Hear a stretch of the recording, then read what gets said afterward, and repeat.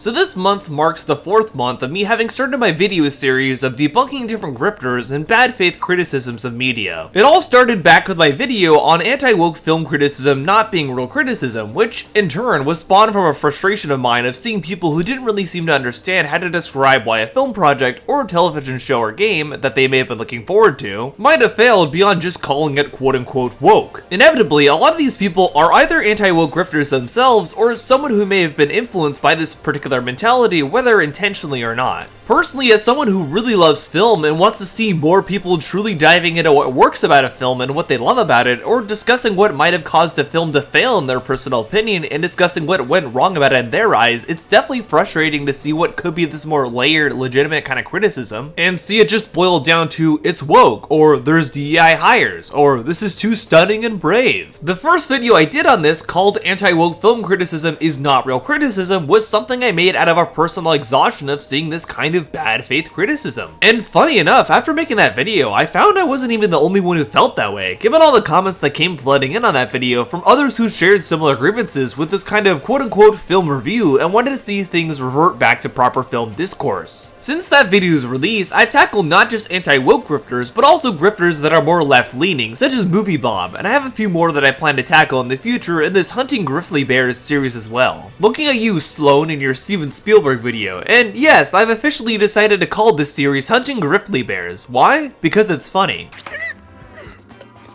We'll have a little nausea for a few hours.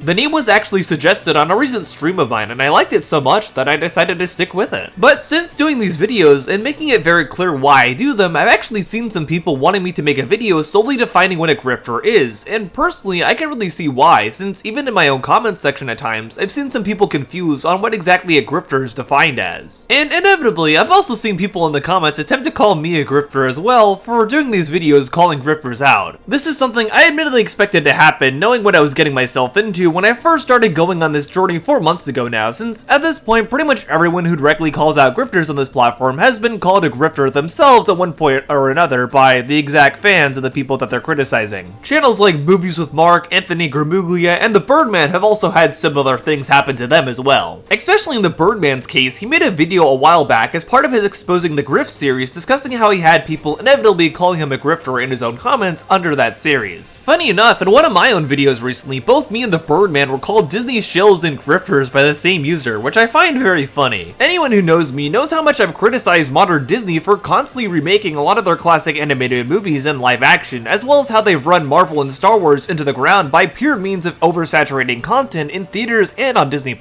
I've also criticized them for killing off Blue Sky Studios and then resurrecting the Ice Age film series for a 6th movie after destroying the studio that originally created it. Wow, way to go, guys. Obviously, I'll point out when I think Disney does something right as well, however, like when I commended them on bringing back the magic of animation area to Hollywood Studios and Disney World, even though it can feel like they have a lot less W's these days lately for certain. And really, the Birdman takes the same approach when criticizing Disney as I do. If he or me see something from them we like, we'll say we like it. If we see something we don't like, we'll say why. And funny enough, this is often the component you will see most grifters lack with their own discourse on movies or other media. Rather than actually dissecting why they don't like a piece of media, they'll usually just give some superficial reason as to why they think it's woke propaganda or whatever buzzword term they might happen to have handy at the time. They'll usually pick out things that really don't matter at the end of the day when it comes to critical analysis, like getting mad at the Daniel Craig James Bond films for having a black version of Moneypenny, or getting mad at the latest Predator film for having a Native American woman in the lead role. But now this begs the question, what is grifting and what is real criticism, and how can we know how to spot either one? Well, that's exactly what I want to discuss today. I want to dissect the different kinds of grifting you might find exist in the world, and also where to find real criticism even in the midst of it. Especially today more than ever, I think understanding media literacy and how to properly criticize a piece of media is really important. And that's really why I started doing this series to begin with. So without further ado, let's discuss what criticism versus grifting is. To start, let's further dive into the idea of anti-grifters being grifters in their own right, supposedly. While this is actually a common thing that people do try to paint for people that debunk grifters overall, it's pretty easily debunked in itself once you look at the content of any of those kinds of channels. And in this case, that also includes my channel. If I really wanted to be a grifter, I wouldn't be giving something like Pixar's Elio a good review in a video to itself. If you look at the most viewed videos on Elio from the time it came out, especially from those that are generally seen as grifters from the majority of perspectives out there, there, you can see that the videos that went all in on bashing Elio got a lot of viewership. Bashing Elio superficially without really dissecting what may or may not have worked about the film is something that was sold very easily by a lot of grifters around this time. And these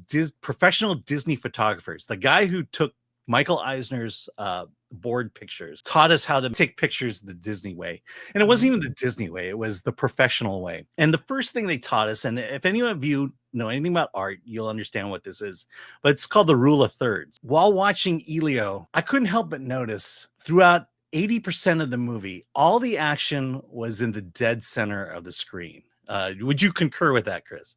Yes. And it just seems like Elio and Pixar and Disney, especially with Wish, they decide that they are going to take their movie and just violate all the rules of art. Now, it is one thing to make a film that isn't well written and is not interesting, but what I want to talk about first is the animation. Now, I heard a review going into this video that also called Elio the worst Pixar movie ever made, and that video really just narrowed in on the animation and how this movie completely abandons basic animation and filmmaking principles. Now, if you have done any sort of filmmaking or filmmaking study at all, as I have done, then you will know this very basic rule, the rule of thirds. What is the rule of thirds? It's that you should position your character, your subject, your action in the either left or right third of the screen. Why? Because it forces the audience's eye to move to that angle. It forces them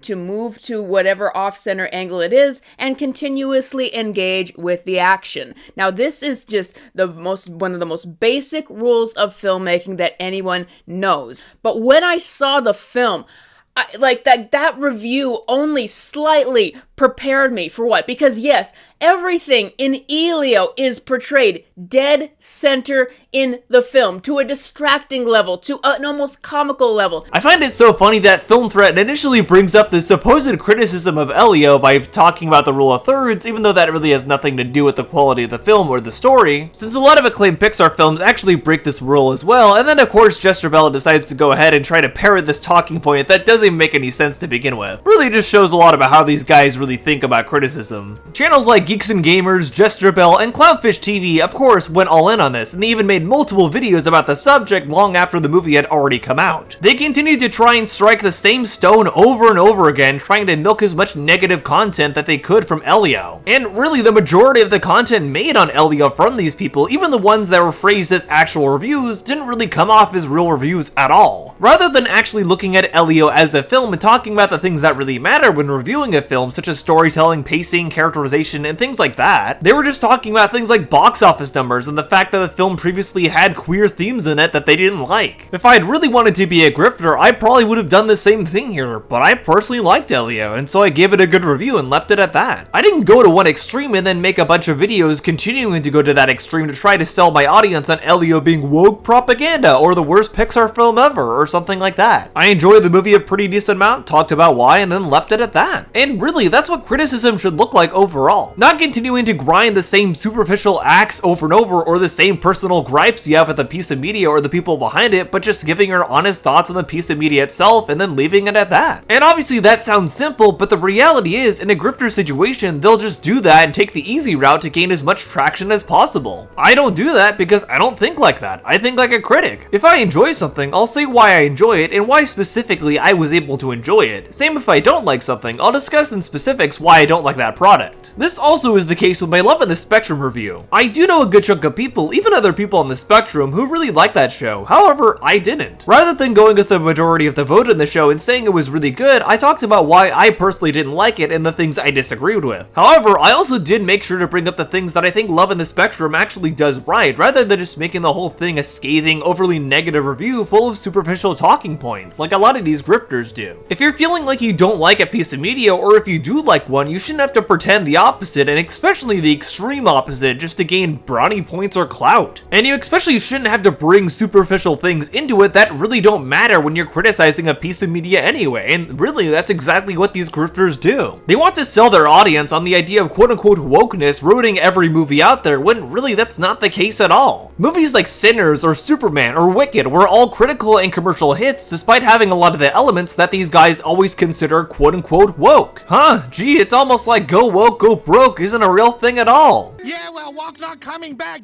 Go walk, go broke. It's also this constant seeking for mass attention and wanting to have the biggest platform possible to push their own agenda that leads them to not even cover any classic or underrated cinema. You will only ever see these guys cover current popular American mainstream movies rather than things that could be more niche and more interesting to talk about and highlight. This is something that I, and a lot of others, routinely make a point of doing. As someone who just loves film, I would like more people to get invested into lesser known projects. Like in my Stop Disrespecting Animation video, even though I obviously did talk about a good chunk of mainstream animation, and that was on the thumbnail for obvious reasons to get people initially interested in the video, I also made sure to dedicate an entire segment of the video to recommending things like Fantastic Planet, Breadwinner, Ghostic, and a lot of animation that people might not have heard of before. I'll also be doing the same thing in my upcoming video about adult animation, so stay tuned for that. While obviously it's good to enjoy mainstream projects, and obviously I enjoy a lot of these myself, I think it's also important to shine a light on the more obscure or unknown projects from other countries, or more art house based studios. Or heck, even just shining a light on classic cinema to try and introduce it to a new generation, which I also do. Ultimately, the grifters won't do that because, let's face it, that's not something that would get them clicks. Constantly talking about mainstream American films is the easiest way for them to get instant clicks and continue to sell this lie to their audience. This is exactly why you see them constantly make the same recycled thumbnails on mainstream media, usually with a female actress or a person of color front and center on their thumbnail and using AI to alter it. Once you really look at how these guys present themselves and operate, which in all honesty doesn't take a whole lot of deep digging, it becomes very clear their goal here isn't really to discuss the film, but simply to push their own agenda. They attempt to sell their audience this lie and encourage bigotry by farming outrage on popular movies that they know a lot of people like. This goes for Critical Drinker, Altiori, Nerdrotic, Snarky J, Jester Bell, Rev Says Desu, Natalie X Hunter, Tactical Templar, Geeks and Gamers, Ranting for Vengeance, or any of the guys I've covered here on the channel. Also, if you'd like to see a follow-up video to this in this particular style where I tackle the distinct difference between real game criticism and grifting, let me know down below. I think that could actually be a really interesting topic since in a lot of ways, game grifters are actually even more toxic than film grifters. Some film grifters may attempt to be more subtle about it than others, like a lot of the anti-woke pick-me girls that I've discussed generally don't put their beliefs out front and center. Heck, they might not even use the word woke explicitly in their videos, even though it is very clear they do want to be praised and accepted by that crowd. Others, however, may make their agenda they're trying to push incredibly obvious. Who do you think the character on the right is? Who do you think that ugly looking freak on the right is? So having an ugly, black, retarded looking money bunny, already that in itself is the wrong thing to do. Before the film came out, there was unending praise for this fat Asian bitch, because apparently being the first fat Asian bitch in a Star Wars movie means you're automatically a good actress and have a pivotal role. We are then cursed to meet a new character for the series, Shrek. A potato in a wig. Fat Asian is called Rose, and she is the new Jar Jar Binks of this story. Pedro Pascal in a wife beater,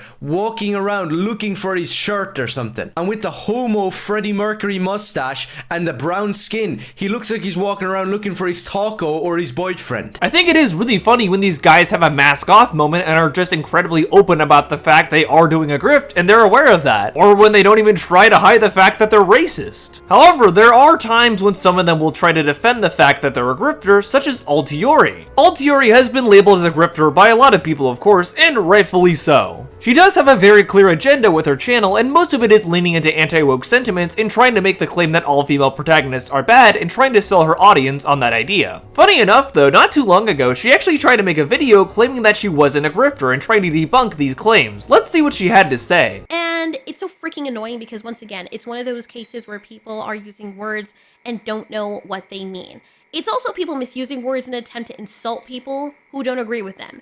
And that's what I want to talk about today. Discussion time. Oh, here we go. So there was an announcement trailer made for the Witcher 4 game, and I know there are a lot of fans of the franchise. I'll be open and honest in saying that I'm not a hardcore fan of The Witcher. I don't even want to consider myself a fan of The Witcher. I had The Witcher 3 game for the longest while, and what really made me interested in it was after I saw The Witcher show with Henry Cavill. his story, Geralt of Rivia, basically ended with a trilogy. For everything I learned about him, because I was interested in his character, still accepting that I don't know every single thing there is to know about him, just like Godzilla, for which I still consider myself a new fan, even though I know considerably more about Godzilla than I do Geralt of Rivia. I know that he is the face of The Witcher. I know that his adopted daughter Ciri plays major roles in the story as well, and she's a key figure in his story, but the main franchise itself is from the perspective of Geralt. I don't think anybody can disagree with that because that's a fact. I mentioned in that video, which you should go watch because people started commenting before they even watched the video. Like, the video was literally posted a minute ago, and it's a 15-minute video. They post the comment as soon as they saw the video drop,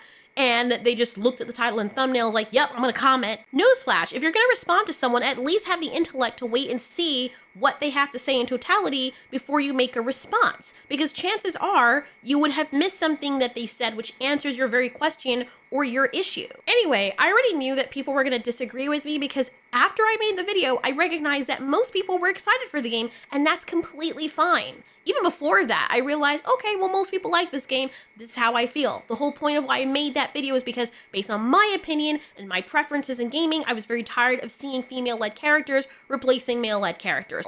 Before everyone loses their mind, yes, I understand and I know completely that there is a great setup for Ciri to take over. I personally like the Witcher franchise for Geralt, not for Ciri. I don't mind her as a character, but it's not like she's my favorite thing in the world, and I don't know why that's personally upsetting to some people. As a woman myself, I like playing as male characters, and I find that a lot of the new story-oriented games, if they're not romance, which I don't mind, obviously if I'm playing in a romance game, I want to play as a female character, but they always have these ugly-looking or non-desirable characters that are not likable or are cosplaying or caricatures of the male characters that have been established in the franchise. So right off the bat, she already showcases one of the main traits a lot of these grifters have, and that's judging a product before it even comes out and trying to sell their audience on the idea it's gonna be woke propaganda or feminist garbage. In particular, Altiori was trying to do this with the Witcher 4 trailer, which had just come out around that time. Like she said though, she's not really that familiar with the Witcher franchise, and she immediately jumped on this trailer and tried to say it was feminist propaganda just because it starred Geralt's daughter. She even admits she doesn't really know anything about the game, so it doesn't make any sense to jump to this extreme conclusion about it right away. Ultimately, this is a grift. It's her trying to sell her own personal beliefs on that all female protagonists are bad on her audience by using a trending topic. And if you look at any of her videos from the past few years, you can see she's done this a lot. She uses trending topics as a vehicle to try to push her own agenda. Basically grifting 101. I see them do this with movies and TV, and for me personally, it's just something that I find very annoying and tiring and old. For me personally, it's annoying because it feels like it lacks creativity. And even if, in The Witcher's case, that's not necessarily what's going on because it's so inundated in the entertainment industry, I'm just personally tired whenever I see something like that, even if it makes sense for the story, which I'm gonna still die on that hill and say that I don't think Ciri requires the entire franchise when Geralt of Rivia has been the face of it all this time. That's just my opinion. Yes, put the man out to pasture by all means, but were there no other characters separate from his whole storyline that people could have explored with? As fans have said, it would be interesting if they could have a character creation, which I would have been more okay with because then I would have made a female and male character, but Ciri as a character is just not as interesting to me to warrant playing a whole game from her perspective. Shoot me! Wow, fuck, that's my opinion. And people are at liberty to disagree, but the vehemence with which people got so upset as though Ciri was their wife in real life is just crazy to me. Like, there are a lot of people that just disagreed and said why. Again, and I have to reiterate this because I think people are skipping over the video. I didn't say the game was gonna be ass. I didn't know anything about the game. I said there's a chance it might be a good game, but this is personally why I don't want to play it and why it looks uninteresting to me. I didn't say that it was lore breaking that Ciri was taking over from Geralt. I said that I believe, and I wouldn't put it past the studio having lore-breaking situations to have her character take over the franchise. So basically the same thing. You're still calling this situation lore-breaking no matter what. How are you trying to get people to believe this here? You're trying to claim you didn't call this situation lore-breaking, but then 5 seconds later just calling it lore-breaking again. Make it make sense. I even said I could be wrong because I didn't know what those would be or what those were if they even did have them. But the fact that she doesn't even look as powerful as she was in the previous game made me believe there was something to that. And I even left it open several times in the video that I could be wrong about that. So then why even try to speak on a topic that you're not even that familiar with? It's just showing people even more that you just jumped on a trending topic to try to push your own agenda. You've done this with How to Train Your Dragon or Lord of the Rings or the new Naughty Dog game. You've pretty much tried to pull every grifter trick in the book here. Yet it seems most people aren't even fooled by your weak attempts at deception here, so that's why you're getting called out. So the lore comment that I made had nothing to do with the fact that Ciri was taking over from Geralt. Yes, it makes sense that, you know, for the realm of that universe, especially like giving the endings and stuff. So yeah, we agree on that. Yes, her taking over makes sense. We agree. And I think that was possibly a miscommunication on my part. No, you just said over and over that you don't agree that her taking over makes sense. I don't understand Altiori's structure here. She'll say one thing, but then go back on it 5 seconds later. It's such an obvious grift going on, but she can't even bother to keep her points consistent for more than 1 nanosecond. I don't think I've ever seen anything like this except from a person like Gesture Bell. It's freaking insane. In flow the grifting comments though. And it's not the first time I've gotten comments about grifting. And I'm sure every other YouTuber has gotten these comments. It's not new, it comes with the platform. But it is so interesting that the grifting accusations only come out, not when someone is actively grifting, like actually grifting. Sometimes that happens, yes. But most times you will see someone get called a grifter is when they upset someone who didn't agree, you know, with them. Like if they upset someone who just finds what they said just so, oh, you didn't agree with me. First off, no, people weren't calling you a grifter because they didn't agree with you. They were calling you a grifter for jumping on a trending topic that you seemingly know nothing about. You then proceeded to use that trending topic to try to push your own agenda of all female protagonists being bad, and people called you out on that. It was a very obvious grift, and that's why it was something that a lot of people called you a grifter for. It's really not that hard to see at all. And really, all it takes is one look at your channel, one simple scroll down to see that all your videos are about this. When you reviewed the Arc animated series, even though you only reviewed 2 episodes of it, all you were talking about was the Aboriginal woman that was in the lead role and trying to call her a girl boss constantly. What if he's of another culture and he's native? See, this is why Americans get shot. Because you go to these other countries and you see them eating shit and you're like, how dare you, you inhuman, that you get a spear through your throat. It is so annoying. You didn't have anything to say hardly at all about the contents of each episode except when it had to do with the Aboriginal woman that's the lead character and constantly shaming her for being a lesbian and Aboriginal. And really, you're doing the same thing here just with a character from The Witcher. It's no different. You are still trying to push your own personal agenda and people called you out for that. And this comment that I'm going to show you next, right here, is one of the examples. So here's the comment. I already replied to this person, but I also wanted to showcase this because this kind of mindset is called an echo chamber. I don't know how talking about an announcement trailer for a game and explaining why I, as a female, am tired of seeing hand-me-down female characters, even if it makes sense to the story, like the Indiana Jones movie with Phoebe Waller, whatever her name was, and the fact that a trailer looks unappealing to me automatically turns into this political left or right take. The person says, before I used to like your channel because you used to have the middle ground opinion, never choosing a right or left take. Whatever the fuck that means. But lately, I do feel like you're becoming a grifter. Like, are y'all okay? Or I don't know how this turned into choosing a side, because as far as I know, my take on the game trailer is so in the minority that almost everybody universally disagrees with me. So I don't see how that can be a right or left issue when right and left people are disagreeing with me universally. I never said anything about woke in that video at all. I never said anything about Ciri being a girl boss, which technically, if you want to look into the realms of the definition, she kind of really is. Huh, what do you know? Yet another example of her saying something then going back on it 5 seconds later. I can't believe this woman. And the thing is, usually you don't actually say the word woke in most of your videos, but your thoughts on this matter and the attempt to appeal to the anti-woke crowd are very obvious. Like I said before, not every grifter uses the word woke in their videos, but their actions and what they're trying to do and what they're trying to sell people on make it very obvious. Ultimately, whether Altiori wants to admit it or not, she is an anti-woke grifter, and this is a message she is trying to sell to people. In the gaming world, even though she seems to be nerfed in that trailer. That wasn't the point of my video. But the next sentence is what really gets me, because this is the crux of the issue. The person then says, how anyone can watch that trailer and not be interested must be brain dead insane.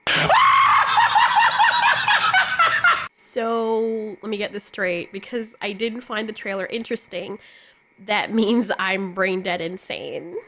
I don't give a fuck how old she is. Her character looks rough and weird. I'm not taking it back. Could just be the way it's shot in certain instances with the warping. I don't know. But the fact that I didn't agree with you automatically means that I am becoming a grifter because I somehow chose a side because I didn't like a video game trailer or I wasn't interested in it? Could y'all probably understand why I can't stand people? Why I'd rather hang out with animals rather than human beings? Huh, maybe because animals won't call you out on grifting, perhaps that's why. But also, maybe if you had just said the trailer didn't hook you and left it at that, people wouldn't be calling you a grifter. But given the reason you keep saying this game is gonna be bad is because it has a female protagonist is why people keep calling you an anti-woke grifter. It really isn't that hard to see at all. Now on to the definition of grift, or particularly grifter. A con artist. Someone who swindles people out of money through fraud. Cambridge Dictionary. Someone who gets money dishonestly by tricking people. So by that definition, if you were getting conned out of your money and I came up to you and told you I'm gonna give you a product as I advertise it, and you give me money and then I leave and you never hear from me again, you can't even reach me, and you find out that what was in the box is actually a rock or some kind of fleshlight when you wanted a freaking console, that is grifting. The thing is though, the kind of grifting you're doing here isn't necessarily selling a product, but selling a bad faith, misinformed idea. The idea that you're trying to sell here in the majority of your videos is that women protagonists in games, movies, books, whatever are all bad. That's why you've made constant videos whining about girl bosses for the last few years here. You were trying to push this own agenda of yours. If I sell you a Ponzi scheme, that is grifting. What grifting is not is someone making a video that you don't have to click on or buy anything from, that is merely stating their opinion on something that you don't agree with, and that makes you upset because the person doesn't agree with you or shucks and jives the way you wanted them to. You see, this happen like all the time with review movies or people who do reviews on movies and stuff. And even when I used to do that, everybody would get upset the minute you have anything negative to say about something.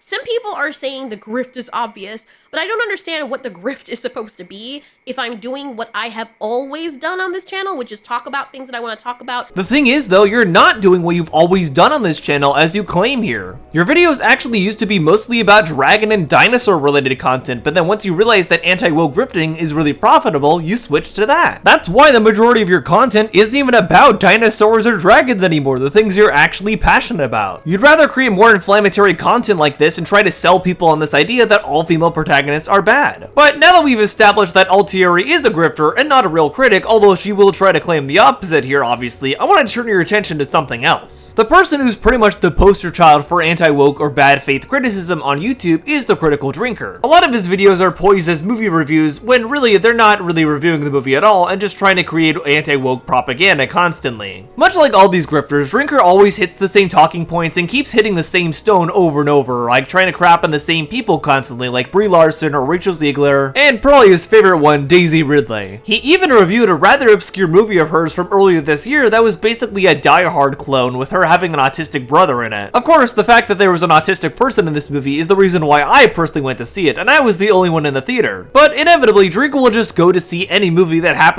to have Daisy Ridley in it to try to find a way to crap on it. Wow. One thing I want to do here though is take a look at one of his most notorious reviews, that being his review of Glass Onion. For those unaware, Drinker made a notoriously very bad faith review of Glass Onion simply because he doesn't like Rian Johnson, the man who directed this film. Also, for those somehow not in the know, Rian Johnson directed The Last Jedi, which is basically every anti-woke grifter's favorite punching bag. So, of course, therein lies the motivation for Drinker to basically bash any film that Rian Johnson directs. He also did the same thing with the first Knives Out as well. However, it was his Glass Onion review that gained a lot of notoriety for him just straight up lying about different scenes in order to sell this idea that Rian Johnson is consistently a terrible filmmaker. He does this all throughout this review, but one of the most notable examples is where he's talking about the scene where Blanc spots Dave Bautista's character seeing his girlfriend in an affair with Miles. In particular, he tries to claim that Ryan rewrote this scene because he's a bad filmmaker and a total hack. When in actuality, if you play these scenes with the sound on, which mysteriously enough, when Drinker decided to talk about this, he muted these clips, you can actually see exactly why it shows up like this. And this isn't even mentioning how Ryan blatantly constantly rewrites previous events to show you what he wants you to see instead of what actually happens. This scene where Batista's watching his girlfriend supposedly having an affair with Miles only to be observed by Blanc. Now look at the later version of this exact same scene. Notice how Helen's been added in here when she totally should have been visible before. Ryan didn't go back and rewrite anything here, he gave context to an earlier scene. When we first see this scene with Blanc spotting Dave Bautista's character seeing his girlfriend in an affair, we hear a twig snap.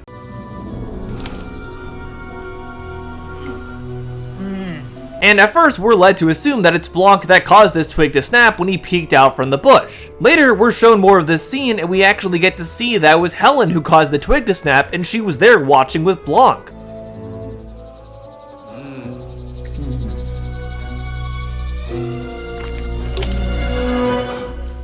There's a slight bit of foreshadowing to the full truth of this scene when it's first shown, and later we get the full truth when the scene is shown again with more context. Ryan is not going back and rewriting anything here whatsoever, so this really is just Drinker straight up misrepresenting this scene and lying about it. It's become very clear at this point that Drinker just wants any kind of shade he can throw at Ryan on this film, even if it's not real at all and he has to make it up. This is perhaps the most obvious sign that this is just straight up bad faith criticism and grifting. Now let's compare Drinker's review of Glass Onion to a review of a much older movie that was actually a huge influence on both Knives Out and Glass Onion, that being Clue. In particular, let's look at what perhaps two of the most famous film critics of all time, Siskel and Ebert, had to say about Clue. Now, just to preface, I don't consider Siskel and Ebert to be that great of critics. They're actually not my favorite at all. There's definitely some takes on films that I personally don't agree with that they had, although that doesn't make them bad critics per se. There were also some methods they took with criticizing films that I personally don't agree with either, but that doesn't make them bad critics. As we'll see here, they have a very different way of reviewing Clue than how Drinker reviewed Glass Onion. Our next film is based on the 40-year-old board game Clue, and it starts out in a very funny way with a whole bunch of characters assembling in a mansion, all have familiar names, Miss Scarlet, Mrs. White, Colonel Mustard, all taken from the board game, and they all share the same secret. They're all being blackmailed by the same man. I, too, am being blackmailed for something I didn't do. So how did you know Colonel Mustard works in Washington? Is he one of your clients? Certainly not. I was asking Miss Scarlet. Well, you tell him it's not true. It's not true. Is that true? No, it's not true. Ha-ha, so it is true. A double negative. Double negative? You mean you have photographs? That sounds like a confession to me. In fact, the double negative has led to proof positive. I'm afraid you gave yourself away. Are you trying to make me look stupid in front of the other guests? Don't need any help from me, sir. That's right. As long as the talented cast is cracking one-liners, Clue is kind of fun, but the verbal gags last for less than half the film. Why is that funny? I see. That's why he was lying on his back in his coffin. I didn't kill him. Then why are you paying the blackmailer? I don't want a scandal, do I? There's some pretty funny gags there, and that one about the crossing of the legs. That is a classic. Now, after those gags early in the film, there's a murder. And that's where the movie falls apart, as all the characters begin running around the mansion as if they were mice in a maze. And then there's the matter of the film's ending. It has been well advertised by Paramount Pictures that 3 different endings, lasting about 3 minutes apiece, were filmed for this movie, revealing 3 different murderers. Well, think about it. If we know that walking into the movie, then we really can't get too excited about guessing who done it, because, think about it, literally anybody could have done it, and anybody did do it. 3 different people did do it. And that cuts the heart out of the tension of a mystery. Now, either Paramount should have showed all 3 endings, as they did to critics, or, better yet, simply strengthen the script and pick the best murder ending of all. I think it would have been better just to do all 3 endings, because since you're right, it doesn't matter who did it, then why do we only get one person who did it? I thought it was kind of clever that the same facts fit 3 different guilty parties, and so it would be fun to see all 3. I'll bet that's what they do with a video cassette. They're going to have to throw all 3 endings in. What are you going to do, buy 3 cassettes? No. In order to find out, when he didn't care in the first place, who did it? I will say this. I've seen all 3 endings. The critics got to do that. The public didn't. And the theaters are marked A, B, and C where they're playing. Now, Paramount doesn't want me to do this, but... Okay, so let's both of us... do it at once. Okay. The best ending, I think the funniest ending is A. I agree. What's the best? So go to a theater if you go at all, and I don't know whether you should go at all, and an A theater. Stay away from the worst, which is...